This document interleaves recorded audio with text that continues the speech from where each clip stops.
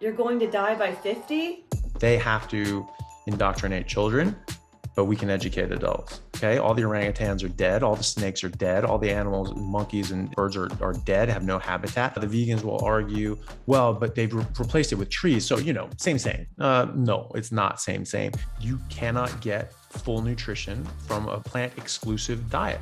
Period. Is that ethical? Is that ethical to do that to someone? Is that ethical to rob someone of their future? You're taking someone's life. My bloods are all great. My hormones are all great. My vitamins and minerals and everything are all fantastic all throughout the world. Literally billions of people have suffered and had diseased, shortened lives because of those recommendations. And it just has to go away. We have to change that. It's my life and I'm not rolling the dice here. I've hard evidence to justify what I'm doing and I'm not wrong.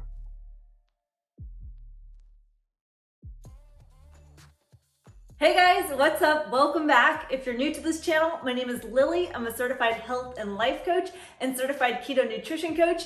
And in this video, it's a follow-up conversation I had with Dr. Anthony Chaffee, who's an American medical doctor who specializes in neurosurgery, but who's also a strict carnivore. So he's been eating all meat for the last 10 years.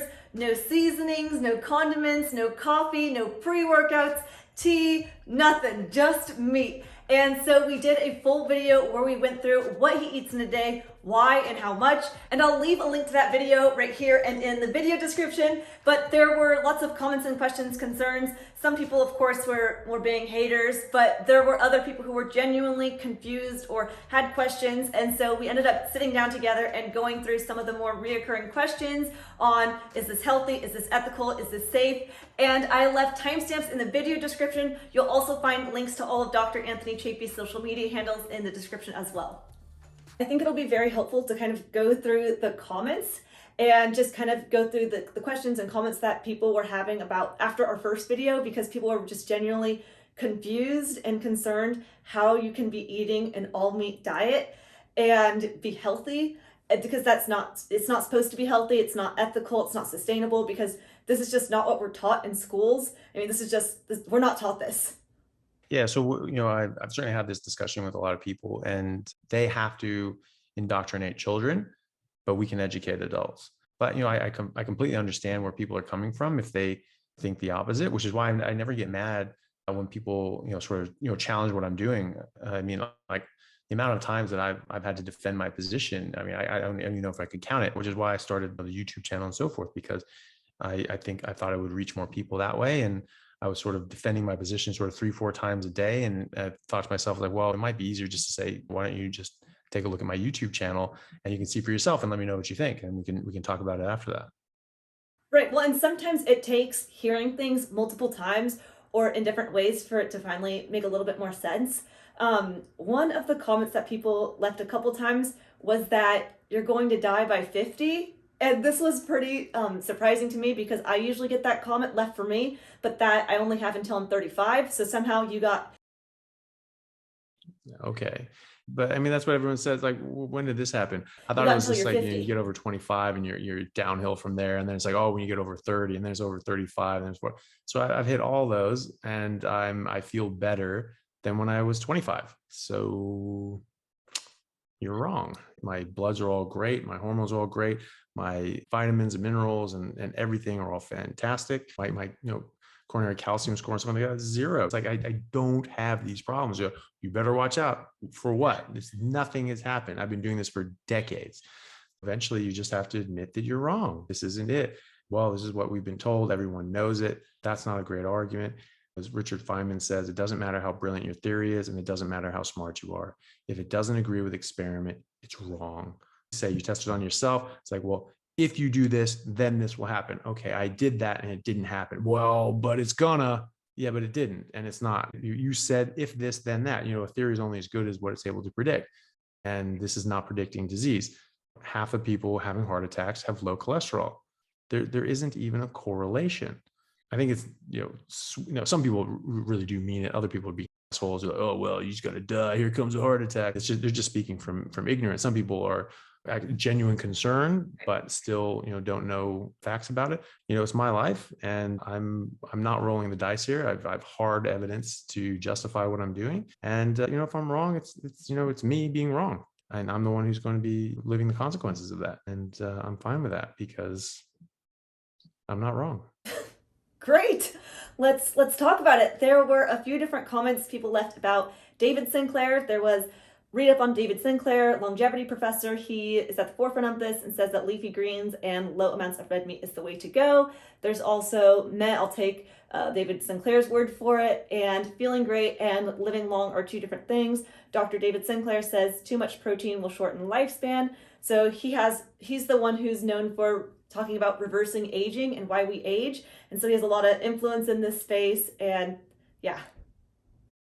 Yeah. So I haven't read, David Sinclair's stuff, but, I just wonder what he's basing that on. Previously, people were saying don't eat red meat because it had a lot of cholesterol and saturated fat, and those would cause heart disease and so forth. But we know that's not true now.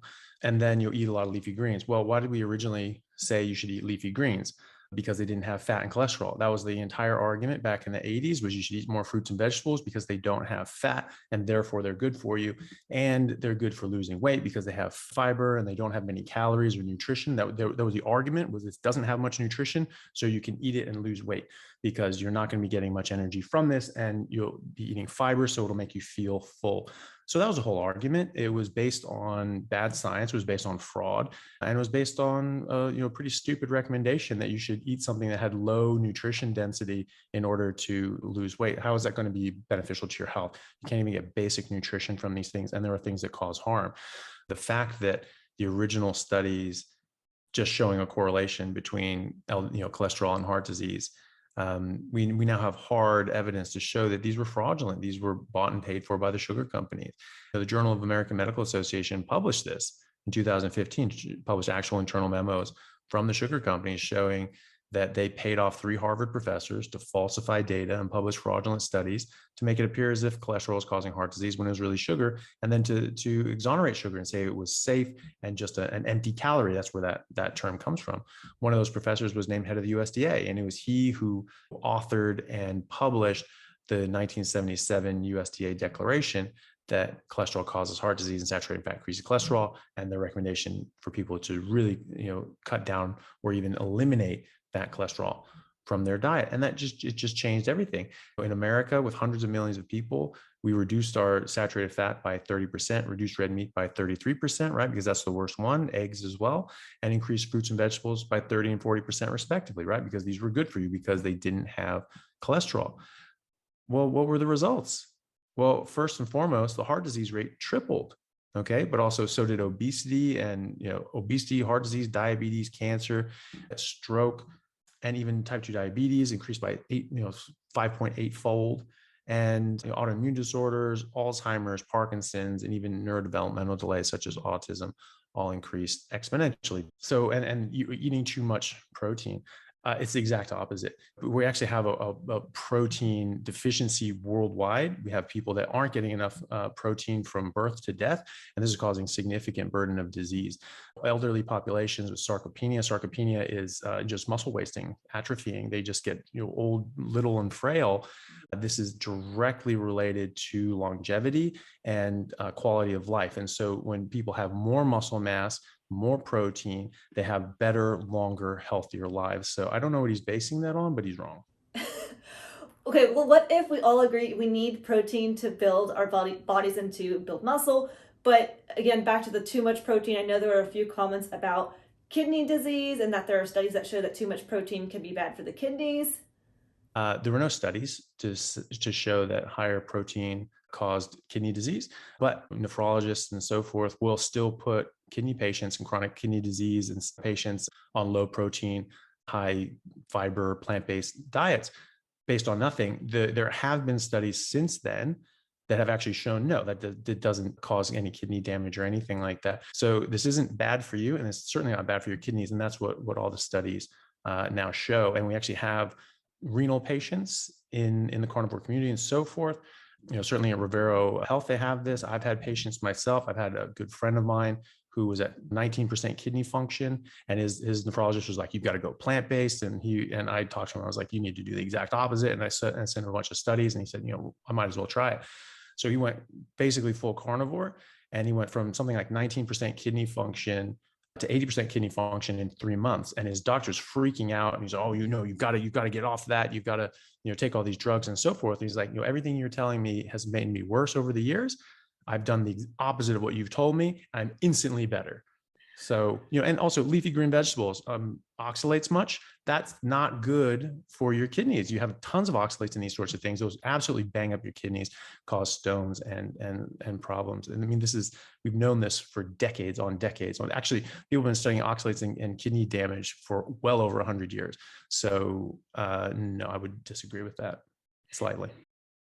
Well, speaking of leafy greens, there actually was a comment that I find it extremely hard to believe that mostly eating red meat is healthy for you. There are so many vitamins from vegetables that have been proven, and I don't think you and I are saying that vegetables don't have vitamins in them, because they do. It's just that they have plant toxins and other compounds in them that can, depending on the person, cause them other issues. And then but there are a lot of comments about having an increased risk in colon cancer on carnivore, because I was taught in grad school and at medical school that a Western diet high in red meat and low in fiber decreases the risk greatly. Another thing about fiber, so we're really taught about leafy greens, vegetables, fiber, have lots of fiber. So what are your thoughts on fiber? Yeah. So, when you look at these sorts of things, you have to look at the whole picture. Are there, nutrients and so forth in vegetables? Absolutely. They are living things. They're going to have things that are good for other living things. Okay. But what else do they have in them? You're looking at, a vitamin or, a nutrient or something like that, but it's got hundreds of thousands of other chemicals in there as well. What do those do?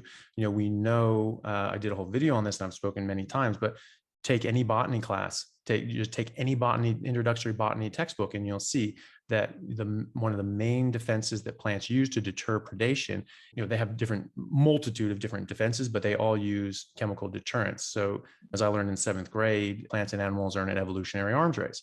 Plants becoming more and more poisonous, so less and less animals can eat them so that they can survive and thrive. And then animals becoming more adapted to specific poisons in specific plants so they can eat that plant. And that's why certain animals are adapted to eating a specific plant. Like koalas will eat eucalyptus.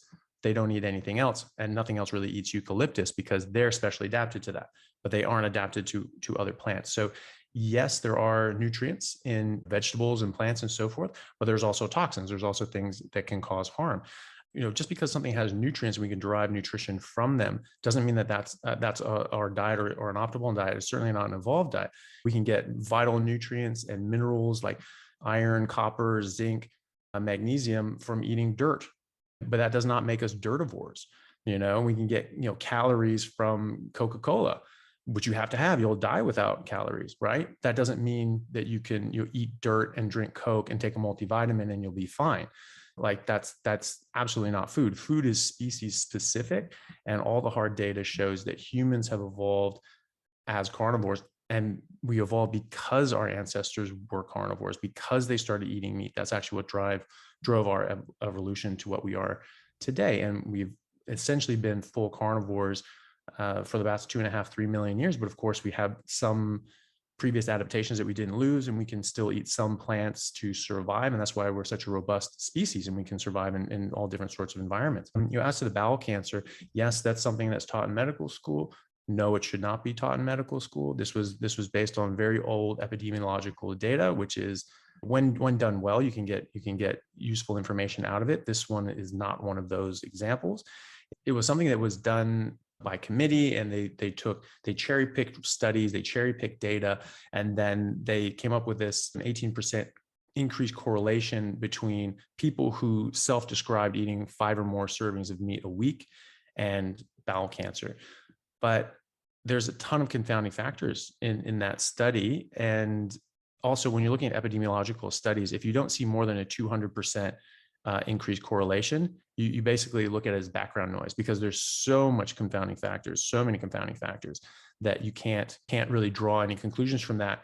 If it's such a low increase, just 18%. And again, correlation is not causation. As to fiber, yes, this is something that's pumped out constantly, but there was no actual data to suggest this. All the studies that you have increased fiber and this, that, and the other, they're all compared to like a standard American diet, which may be low in fiber, but the standard American diet with all this, processed nonsense, if you go to sort of a whole food, high fiber sort of diet, you're probably, that's going to be an improvement where you're going from worse to bad, right. So it's an improvement and you're getting some improvement there, but that doesn't mean that that's optimal. And you're drawing a conclusion that isn't necessarily borne out by the data. In law, they say, you're assuming a fact that's not in evidence. They're saying, well, we looked at this and it's because you're not eating as much meat and you're eating more fiber. Like, well, you've got 30 different things that you've changed. This is not exactly a randomized controlled trial. When you're eating a lot of fiber, you cannot utilize this. Your body cannot utilize this. You cannot break it down. This is how we know we're not herbivores, because herbivorous animals that eat fibrous plants can break down fiber. That's where they get their main nutrition source from.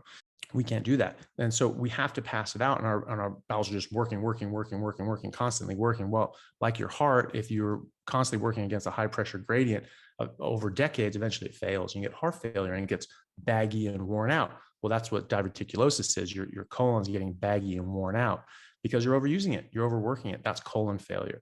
And so they redid these epidemiological studies and corrected for a lot of these confounding factors. And they found that no, there isn't even a correlation between meat consumption and bowel cancer. It's absolute crap. It's complete propaganda. And this is a very good example of what you have to do to see if a study is legitimate or not. You look at the study, you look at how it's developed, you look at how it's controlled, if you can control it, and how it's designed. If it was a poor design, if it's not powered enough, or if they're drawing conclusions that are just not borne out by the data, or they're cherry picking, they're not looking at all, complete data and so forth. The blue zone is a perfect example of that. They cherry picked data. They looked at exactly what they wanted to. They left out data sets that they didn't want to, that messed with their narrative. And also they drew a conclusion that me reading just what they did would not come to that same conclusion. They said that in these areas, they were eating more plants, therefore eating more plants is better. Well, when I looked at that, I said, well, actually what you did here is you showed a lot of places that don't eat a lot of processed crap, that don't eat a lot of processed sugar, that don't have sodas and candy and all these sorts of things. And they're just eating whole food. So in fact, you're controlling for sugar consumption. And we know that biochemically and we've been shown studies that have shown causation in human trials that fructose causes metabolic syndrome and a huge burden of disease, like heart disease, diabetes, even cancer and Alzheimer's. And so what the blue zone really showed was incomplete data, because it didn't look at everything. And it also showed that places that had less sugar did better. The Eat Lancet trial was similar. The top epidemiologist in the world, he's a professor of medicine at Stanford, John Ioannidis. This guy, citations are what give you credit in the scientific community. The more people that cite your work means the more legitimate your work is. You are putting out work that people are saying, that's really good. Here, look at this guy. He is one of the top 10 most cited researchers of all time in any discipline. Okay. And he's only halfway through his career. The guy gets like 6,500 citations a month, and it's just growing. I mean, this guy will absolutely be the most cited researcher of all time. And he said, quite frankly, that the Eat Lancet study was more science fiction than science. Great. I know that even amongst the blue zones, they say that the only single food that they all have in common, other than the Seventh-day Adventists, is pork. And that's definitely not a food that you hear as promoted to help eat pork to live longer. In fact, pork is usually the one that is going to clog your arteries. There was heart disease was a common question, heart attacks, heart disease, horrendous advice causing heart disease, any doctor promoting eating dead animals. That's not very, so I guess that's like a two-part question, heart disease, but then also the ethics behind it, like the killing of animals in the process. There were a few questions or a few comments about animals suffering when you eat this way. Well, the heart disease one is very simple to disprove. Fat and cholesterol do not cause heart disease. In fact, they protect from it. You see this in people over the age of 60, the higher LDL cholesterol that they have, the longer they live, and the healthier they live. And when you put people on statins and drop their LDL cholesterol, they actually have worse outcomes. They have worse cardiac outcomes. They have more heart attacks. They have more strokes. There are a lot of cardiologists. One of the top cardiologists in the world is Azim Malhotra. He was physician to the Queen in England. He's a world-renowned cardiologist, and he wrote a book called A Statin-Free Life, arguing like we don't need statins. These things aren't helping. They can cause harm, and they can cause harm. They have side effects. All medications do, and we balance that with the good effects we want from them. But when you have people on long-term statins who have cardiac disease, the average extension in life, extension in life that they get, extra life that they get from being on long-term statins is 5 days, 5 days. Okay. So, and that's taking these things long-term. That's what you're getting. And you're getting all the side effects and the cost and expense and so forth. And when people don't have previous heart disease, the benefit is 3 days. Okay. So it's not really conferring much benefit. And if this were cholesterol in, heart disease out modality, then we would see that that would cause significant benefit, wouldn't it? We have studies. There was a study with 140,000 people in America who had heart attacks. Half of them had low cholesterol. Half of them had high cholesterol. There wasn't even a correlation. There wasn't even a slight increase in the high cholesterol group. More interestingly than that, the people in that same study that then were followed up 2 years later who maintained a low cholesterol were twice as likely to die from secondary heart attack, secondary heart failure, and so forth. So cholesterol is conferring a benefit. Actually, cholesterol is what all of your major hormones are made of: your sex hormones, your estrogens, testosterone, progestogens, cortisol, mineralocorticoids, glucocorticoids, and so forth. These things are vitally important, and you can do serious harm to yourself when you don't get enough cholesterol. And we are causing serious harm in all of our bodies of literature going back decades. There isn't even a correlation between high LDL cholesterol and heart disease. And in fact, they found an inverse correlation with stroke, meaning that the more LDL cholesterol you had, the less strokes you had. The less LDL cholesterol you had, the more strokes you had. So this is actually confers protection. As far as the ethical concerns, when you're considering a pound of animal-based protein versus a pound of plant-based protein, there have been studies done, and any farmer can tell you this, that you have to kill 25 times more sentient animals to get 1 pound of plant-based protein than you do animal-based protein. And as we know very well, you do not get the same bioavailability from the protein in plants. And you also have what's called crude protein. This is how they measure it. Crude protein is not the same as usable protein. So they'll have non-protein nitrogen in this plant, and they just call that protein, and that's called crude protein. So there isn't as much protein as you think is in there. And the protein that's in there is not actually very bioavailable. And we have countless studies showing that. So you kill more animals when you do that, because when you have to completely destroy an ecosystem, you have to grow a single crop, you necessarily have to destroy an entire ecosystem. You have to destroy all the plants, kill all the animals. You've destroyed an entire habitat. You've killed God knows how many animals. And how many plants, and then you plant a crop, and then you have to kill the animals that are coming in to eat your crop, because they do. It's not just mosquitoes and bugs. We're talking lizards, we're talking snakes, gophers, squirrels, rodents of all description, deer, kangaroos, pigs, all these sorts of things that come in to eat the crops, birds, and so forth.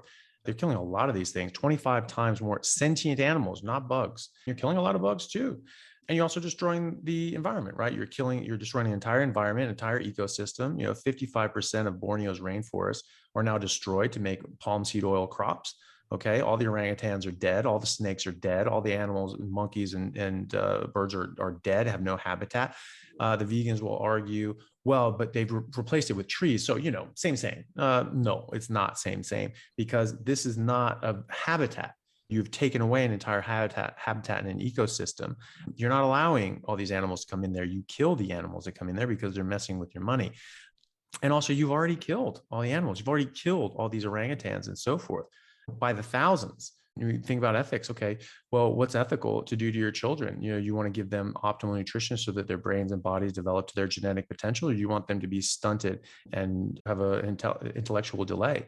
because that is what we're talking about here. For the agricultural revolution, the average adult male's brain was 11% larger than it is now. So we've actually gotten dumber. We have smaller brains on average. The children, they're not going to develop as well. They're not going to be as healthy. Their jaws aren't going to develop properly. They're going to have crooked teeth. Their wisdom teeth aren't going to come in. They're going to get tongue ties. They're going to get all sorts of issues. Autism is much higher in the vegan and vegetarian communities, and that's causative. There are causative studies of that because of a reduction in carnitine, and carnitine is integral for your brain's development, and so you don't get enough of that. Your brain's not going to develop properly. So now we're starting to see this type of autism creep up. Is that ethical? Is that ethical to do that to someone? Is that ethical to rob someone of their future? You're taking someone's life and you are destroying it. You're having someone who could be a fully functional, capable, brilliant human being, fully, self-sufficient and capable, and yet now you've made them much more deficient, and maybe even an invalid and someone who's dependent for the rest of their lives on their family. I think that's completely unethical. Elderly people, getting Alzheimer's and heart attacks and strokes and sarcopenia and so forth because they're getting such deficient nutrition, which is brand new. This is a new thing. We did not have people, just wasting away in old folks' homes even 50 years ago. This is very new. So I don't think that's ethical. I don't think it's ethical. Not everyone sees this, but I do. I see people with dementia and different sorts of neurodegenerative processes. That's absolutely painful to watch. It's devastating for the person. It's devastating for the family. It takes a long time for them to pass away from this, and they wouldn't have had to. They could have had decades of health. They could have decades of beautiful function in their brain and their bodies, and that was robbed from them. Is that ethical? I don't think that's ethical at all, and I think it's immoral to deprive children and the elderly from proper nutrition so that they can live a proper, functional, happy life. Right.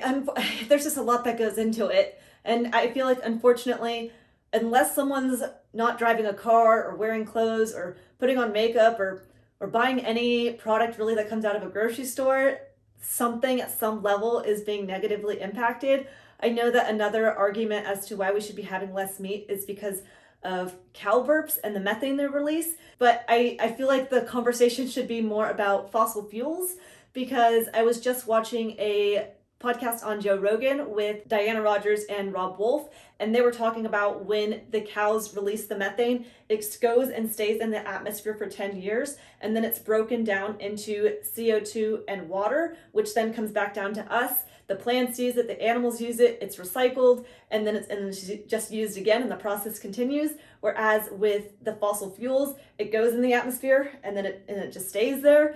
And so then there's like the environmental reasons as to why to not eat meat. Even with cows drinking, let's say, 10 bathtubs of water, that's another stat that's kind of thrown out there, which again, it's like they're drinking the rainwater. So the majority of water that cows are using is not our drinking water. So again, like the ethics behind eating meat, how it impacts the environment and all of that. From an ethical standpoint, I don't think there's any question that a meat-based diet where you have responsible regenerative agriculture and livestock management, you actually regenerate lands, you regenerate the soil. That's where manure comes from, right? When you're talking about methane and CO2, all these things coming from cattle, they're not an alchemist. They didn't just create this out of the ether. They're recycling nutrients.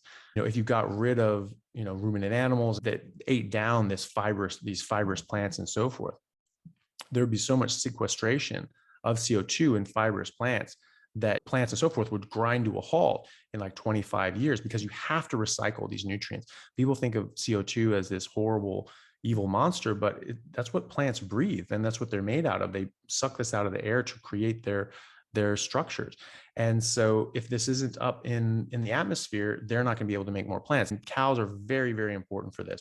Cows and livestock and so forth are vital for the environment. They're vital for the nutrients in the soil and the air. So these things are not damaging. The big grasslands and so forth all co-evolved with these big ruminant animals. It's an ecosystem, right? It's not just plants and these invasive animal species come in. we all live symbiotically in there. And if you look at nature and how it works, you can fit yourself in there. And if you try to break out of that and change the system, you're just going to cause trouble. And I'm even just thinking about it now that the amount of greenhouse gases has increased, and yet meanwhile, the amount of cows that exist has decreased. So I think there's a stat out there that just 50 years ago, there were 100 million more cattle than there are today. And then you mentioned the grasslands too, that when we think the livestock's taking up all of our land, our usable land, they're really not. They're using the land that we can't use, like the grasslands, and then we need the cattle to graze those grasslands so that it can replenish and they can continue to grow and to survive. So yeah. Yeah, well, yeah, and so before we sort of massacred all the buffaloes to eradicate the food supply of the Native Americans, which is not nice. There were well over 100 million buffalo, just buffalo, all throughout the Great Plains, and then hundreds of millions of other large game, deer and antelope and so forth. And the grasslands were so healthy that the grasses were 9 feet tall, 9 feet tall. And they were talking about how the explorers were talking about how they could tie grass in a knot over their horses' heads. This is what a lot of animals do for the environment. They make the plants better. They make the soil more rich. This can really help the environment. As you were saying, the water, there are lies, there are damn lies, and there are statistics. And so, they really try to sneak these things in and say like, oh, well, look at the water that these cows use. Like you say, that's rainwater. This isn't irrigation. We're taking irrigation and we're diverting rivers and so forth. And we're just doing flood irrigation on different farmlands and so forth to grow these crops. That is not what's happening on cows. When they do these fraudulent calculations of the water usage of a cow throughout its lifetime, they're counting the rainfall on the grass that they're eating. Then people say like, well, if we just fed the food that we give to these animals to the people, we'd have no food shortage, we'd end world hunger, all these sorts of things. Absolute nonsense. 93% of the feed that cows are given are inedible by humans. Okay. Heard of hay? So I think that's absolutely a very important topic to get into, is the environment and the ethics and so forth. But I think, and nutrition as well, but they all come back to the fact that animals are very, very good for us and the environment. And that we live in a symbiotic relationship, which we're not taught in schools. I know even when I was in middle school, Meatless Mondays were starting to become more of a trend. And now I've heard recently that they have vegan Fridays too. So in schools, they're having Meatless Mondays and Fridays, and some students really do rely on school lunches, and then to not be able to get food that's going to help build their bodies, it's just, and on top of it, even if they were given access to meat, then they're taught anyway and indoctrinated anyway that meat's not good for them.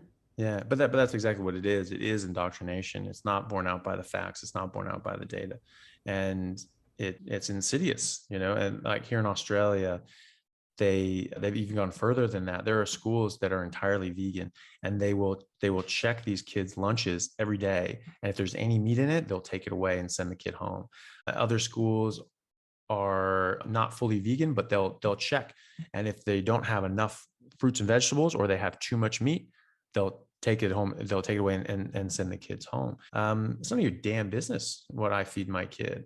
And it's one thing, and and I don't see these people, freaking out when they have like, cans of soda and juice I was gonna boxes. say, are they throwing away their candy and stuff too? Yeah, yeah, and jelly beans and so forth. No, it's just like, oh, there's meat. Oh, meat's really bad for you. And they said there was another one, a friend of mine, who was saying that they got a note back from their kid that said, don't send meat in your kids' lunches because it can go bad. Like, since when did that happen? Like, I mean, is that just something new that happened this week that I wasn't aware of? I leave meat out. I have a steak sitting on my counter right now. It's been there all day. Like, I'll make a brisket and just leave it out until I finish the brisket. That thing does not go in the refrigerator. It does not go bad. And people are just caught up in this sort of idea that if you leave meat out for just an hour, like, you just go bad. So you can't put it in school lunches. Like, have you seen lettuce? Like, that's just, you look at it funny and it goes off. So yeah, it's really bad. And yeah, and getting into kids' heads early on by pumping in there that vegetables are the way to go. It's just not borne out by the data. Botany is a hard discipline. It's a hard science, one of the few. And There are harmful chemicals that exist in plants, period. You cannot get full nutrition from a plant exclusive diet, period. There are just nutrients that do not exist there. And so you cannot say that that's our natural evolved diet and our optimal diet if it can't even give basic nutrition. The fact that we've just thrown out all of this knowledge and information and medical literature just because USDA said that cholesterol causes heart disease, so we just had to rethink everything. And meat was not the way, fat was horrible, and now carbs are the way to go. It's wrong, and it's caused such a huge problem, such a burden of disease all throughout the world. Literally billions of people have suffered and had diseased, shortened lives because of those recommendations, and it just has to go away. We have to change that.